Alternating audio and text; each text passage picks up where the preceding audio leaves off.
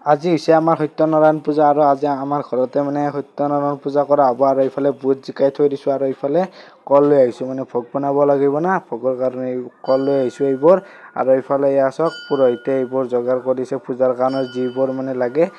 এইবোৰ সেই কৰিছে আৰু এইফালে ভোগৰ কাৰণে ভোগ বনোৱা আৰম্ভ কৰি দিছে এয়া চাওক কল সেই চেকিছে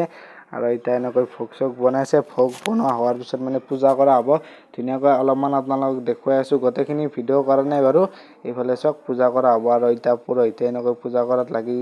গৈছে আৰু গোটেইখিনি ভিডিঅ' কাৰণে অলপমান কামত লাগি থাকিবলগীয়া হৈছে নে সেয়া চোৱা কৰিলেও ধুনীয়াকৈ পূজা হৈ গ'ল আৰু এতিয়া মানে প্ৰসাদ দিয়া হ'ব আৰু এইফালে চাওক গাঁৱৰ মানে এই চুপাটোৰ আমাৰ এইখিনিৰ মানুহবিলাক আহিছে আৰু এনেকৈ মানে প্ৰসাদ চসাদ দিলে ভোগ চোগ